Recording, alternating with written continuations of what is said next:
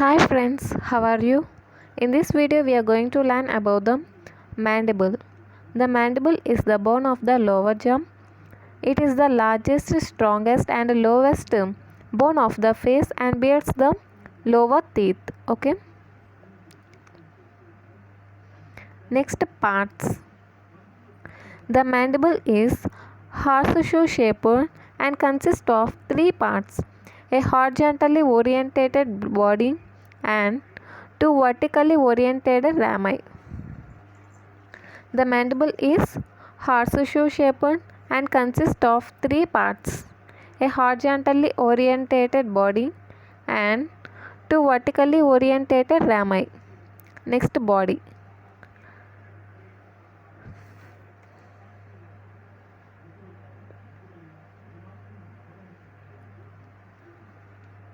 Body. The body of the mandible is U-shaped and it represents first two surfaces, external surface and internal surface, two borders. Superior border of the body is called alveolar process. It bears sockets of lower 16 teeth. Inferior border at base of the mandible. It represents a small depression, digastric fossa on each side near the median plane. It gives attachment to the anterior belly of the digastric. Next, coming to features on the external and internal surface of the body. The outer surface of the body of mandible represents the following features. First, symphysis mentae. Mentae means chin. It is a faint median ridge on the external surface of the body. It marks line of fusion of two halves of the mandible at the age of 2 years. The symphysis mentae expands below into a triangular elevation termed mental protuberance. It forms the point of chin, the base of which is limited on each side by mental tubercle. The inner aspect of symphysis mentae possesses four tubercles called genial tubercles called mental spines, arranged into two pairs, upper and lower. The upper pair provides attachment to genioglossus muscles and lower pair of tubercles to geniohyoid muscles. Next, mental foramen. Mental foramen, it lies below the interval between the premolar teeth and provides passage to mental nerve and vessels. Oblique line. Oblique line, it is a continuation of the anterior border of the ramus. It runs downwards and forwards towards the mental tubercle. Next, incisive fossa. It shows it is a shallow depression just below the incisor teeth. The internal surface of the body in each half of the mandible represents the following features.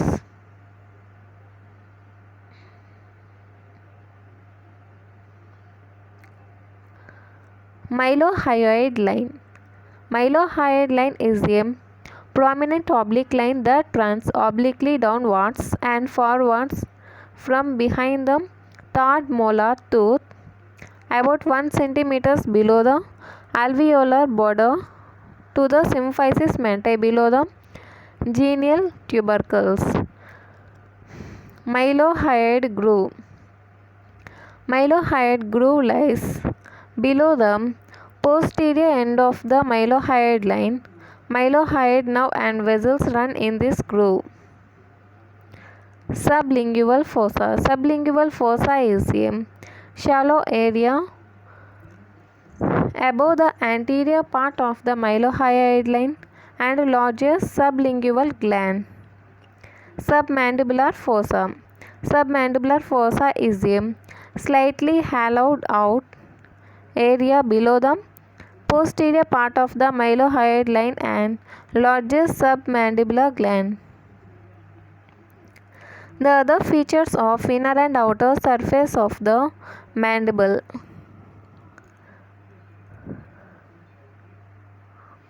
First,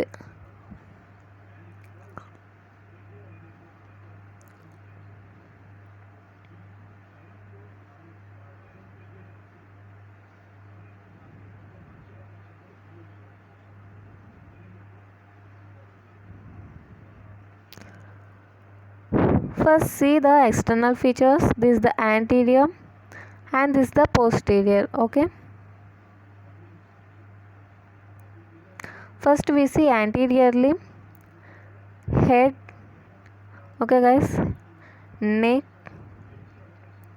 this is the oblique line,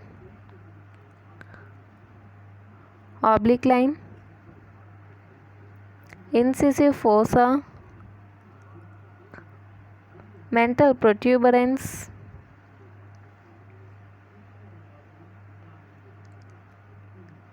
this is the coronoid process, head, and this is the retromolar fossa,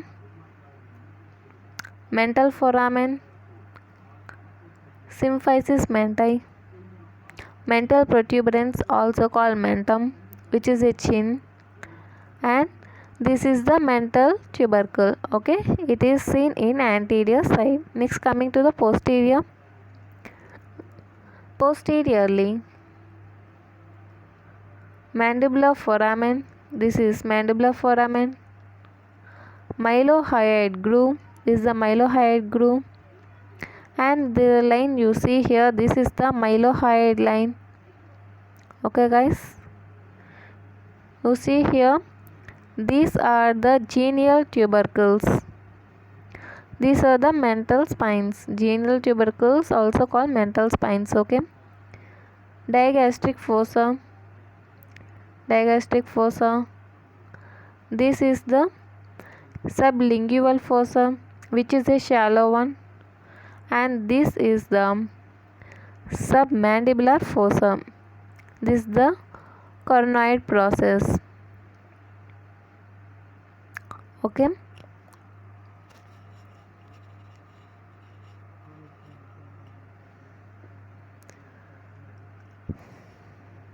if you see laterally, this is the right. Okay, this is the right side one, out external, that is outer side one, outer aspect of right side one. Okay, see the parts: head, neck, pterygoid fovea, mandibular notch, coronoid process, retromolar fossa, angle of mandible, this is the oblique line, mental foramen, mental protuberance, mental tubercle, this is the mental tubercle, this is the mental protuberance. Okay guys, you may see protuberance means it comes some forwardly. Okay, this is the mental tubercle. Okay, this is the tubercle, this is the protuberance. Okay guys, see in inner side,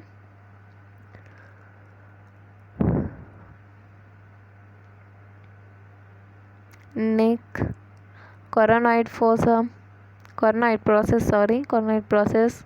This is the condylar process, this is the coronoid process, neck, pterygoid fovea, and this is the lingula, this is the mandibular foramen,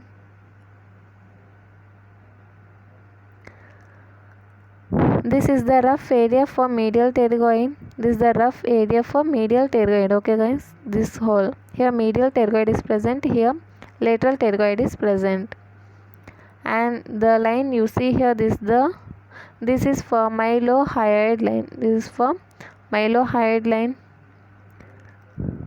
this is the mylohyoid groove, mylohyoid groove, and this is the area for sublingual fossa, and this is for submandibular fossa. Okay, and this is for digastric fossa, and these are the genial tubercles, digastric fossa. Okay, clear?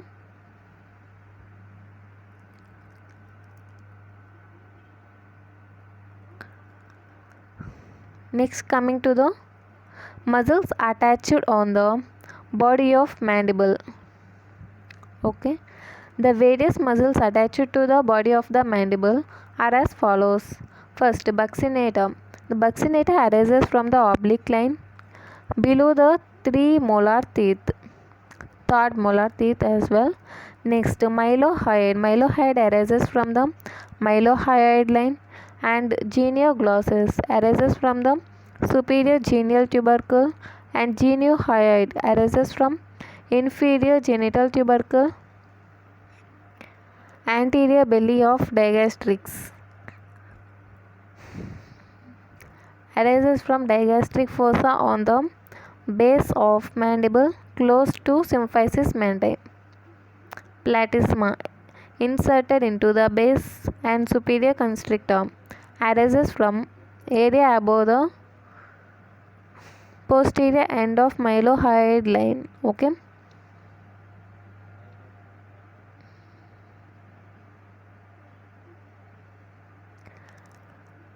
Next, coming to the ramus of the mandible.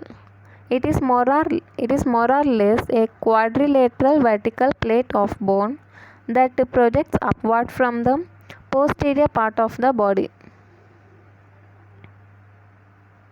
And the features. The ramus represents the following features: two surfaces, lateral surface, medial surface, four borders, anterior, superior, inferior and posterior, and two processes, condylar process, a strong upward projection from the posterior superior part. Its upper end is expanded to form head. Neck is the constricted part below the head and represents a depression on its anterior surface called pterioid fovea. Next process is coronoid process, a flattened side to side triangular projection from anterior superior part. Next is angle of the mandible. The meeting point between the posterior and inferior borders of the ramus of the mandible is called angle of the mandible. The features on the medial and lateral surface of the ramus of. Next, see lateral. Lateral surface of ramus is flat and bears a number of oblique lines produced by masseter muscle. Lateral surface of ramus is flat and bears a number of oblique ridges produced by masseter muscle. And medial surface. Medial surface of the ramus represents the following features: mandibular foramen. It is located a little above the center of ramus and leads into mandibular canal, which runs downwards and forwards into the body to open on its external surface as mental foramen. It provides passage to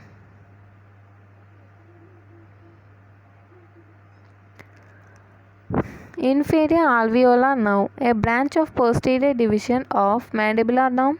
Inferior alveolar artery, a branch from first part of maxillary artery. And inferior alveolar vein, nerve artery vein of inferior alveolar. Okay. Next is lingula. It is small. It is a small tongue attached, small tongue shaped projection on the anterior margin of the mandibular foramen. Mylohyoid groove begins just below the mandibular foramen and runs downward and forward to reach the body of the mandible below the posterior part of mylohyoid line. Next, muscles attached to the ramus of the mandible. All the muscles of mastication are attached or inserted into the ramus of the mandible as under. First, masseter. Masseter is inserted on the outer surface of the ramus. Temporalis is inserted into the coronoid process on this tip, anterior border and inner surface. Next is lateral pterygoid. Lateral pterygoid is inserted into the pterygoid fovea present in front of the neck of the mandible. And medial pterygoid. Medial pterygoid is inserted into the inner surface of ramus above the angle of the mandible.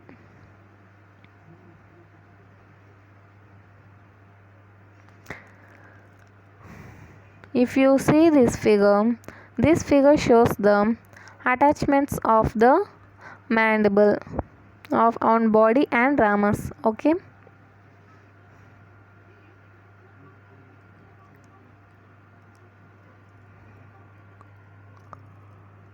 This is the buccinator. It is present on the oblique line, and the temporalis is attached at the side of coronoid process on outer side, and this is the masseter, which is a muscle of mastication. It is present on the outer side. And platysma is present on the base of the mandible, and this is the depressor labii inferioris, depressor angli voris. Okay guys, these two are the depressor labii inferioris and depressor angli voris. Okay. Next, coming to this diagram. In this diagram, this is the pterygoid fossa where the lateral pterygoid is attached, and this is the temporalis which is attached to the coronoid process, and superior constrictor, and the green dot here is pterygomandibular ligament. This is the pterygomandibular ligament, and medial pterygoid, it is on inner side. Okay, inner side of the angle.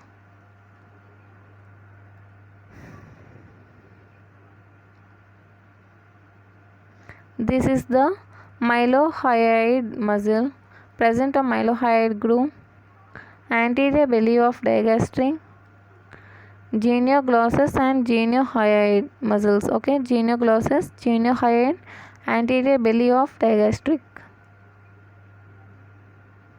Okay guys.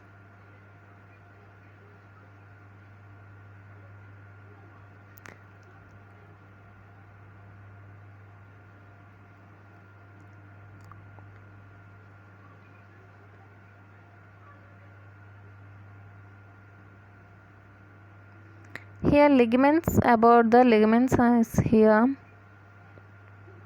Ligaments attached to the mandible. The following ligaments are attached to the mandible. Stylomandibular ligament is attached to the angle of the mandible. Stylomandibular ligament. This is the angle of the mandible. Stylomandibular ligament is attached to the angle of the mandible. Okay. Next is temporomandibular ligament. Temporomandibular ligament is attached to the lateral aspect of neck of the mandible. Temporomandibular ligament is attached to the lateral aspect of neck of the mandible.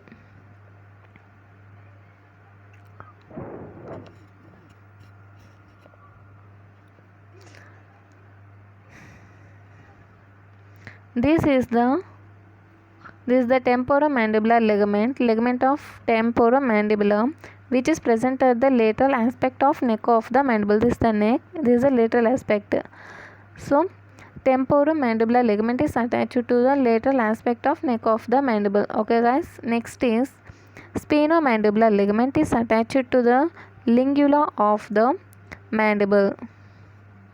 Sphenomandibular. Here lingula is present, and the green one is here is sphenomandibular ligament, which is attached at the lingula. Okay. What are the three ligaments present? Three not, and the one is there. And the fourth one is pterygomandibular raphe or ligament is attached behind the last molar tooth or upper end of the mylohyoid line. If you see here,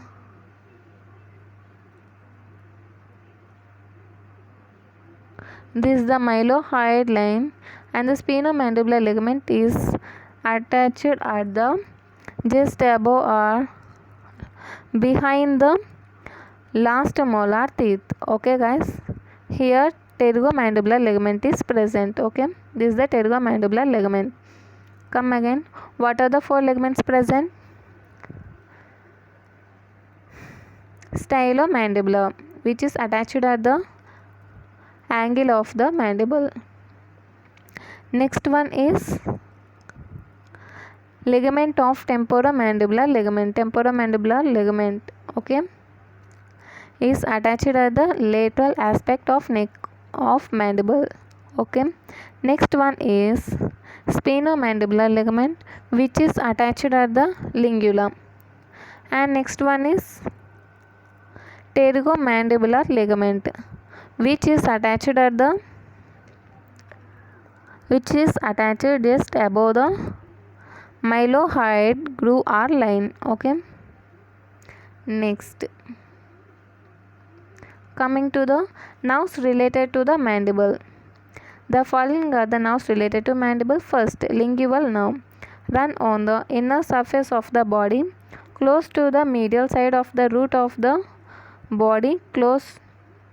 Lingual nerve runs on the inner surface of the body close to the medial side of the root of the third molar teeth. Inferior alveolar nerve enters the mandibular foramen and passes through the mandibular canal. Next one is mylohyoid nerve runs in the mylohyoid groove.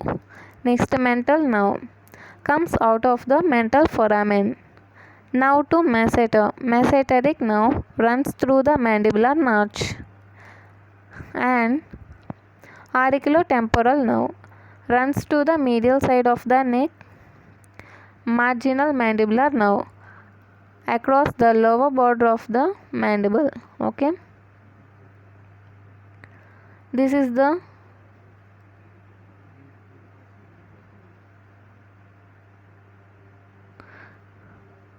masseteric nerve, which supplies the masseter and comes out from the mandibular notch.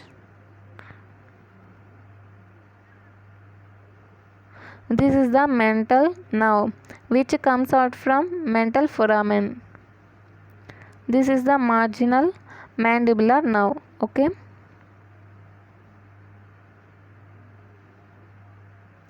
this is the inferior alveolar nerve, which enters the mandibular foramen. Auriculotemporal nerve, lingual nerve, mylohyoid nerve. These are the nerves related to the mandible. Okay, next, coming to the difference between the male and female mandibles. Size: in male larger and thick, in females it is smaller and thinner. Height of the body: greater in male and lesser in female.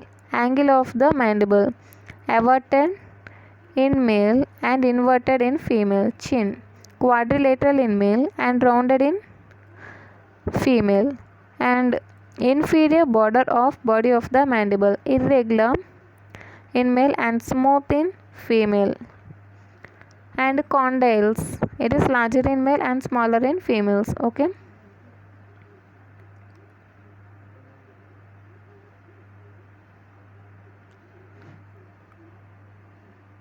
when it's coming to the age,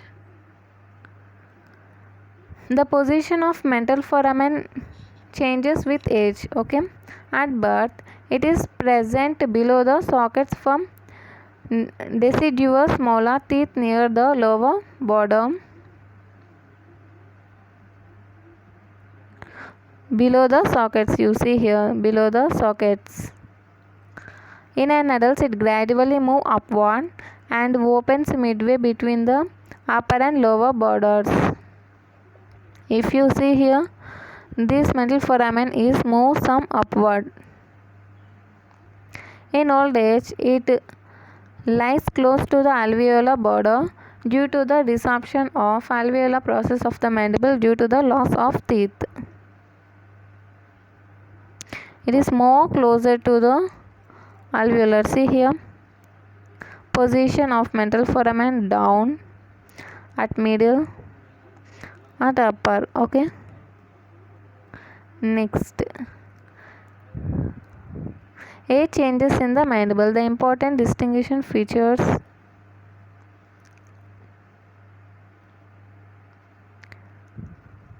In children, adult and old age, mantle foramen present close to the inferior border of the body, present midway between the upper and lower borders of the body. In old age, present close to the upper border. It comes to the angle of the mandible 140 in children, 110 in adult, and again 140 in old age.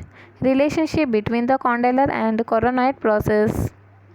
Coronoid process above the level of condylar process. If you see here, this is the coronoid, this is the condylar. Coronoid is above than the condylar process.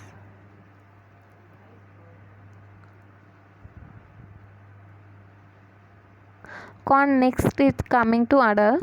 Condylar process projects above the level of coronoid process.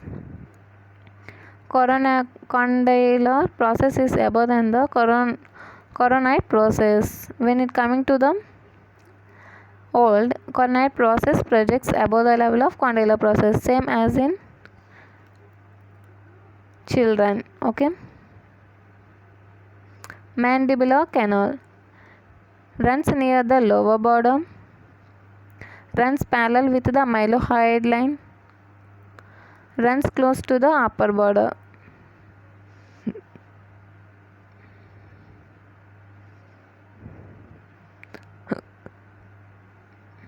Next, coming to the note. The two halves of mandible fuse during the first year of life. In infants and children, the body of the mandible is mainly made up of alveolar part containing sockets for both deciduous and permanent teeth. In adults, alveolar and subalveolar parts of the body of mandible are equally developed. In old age, teeth usually fall out and alveolar border is observed so that the height of the body is markedly reduced or decreased. Okay, height of the body is markedly reduced. Okay guys, clear? If you like this video, like, share and subscribe. Thank you.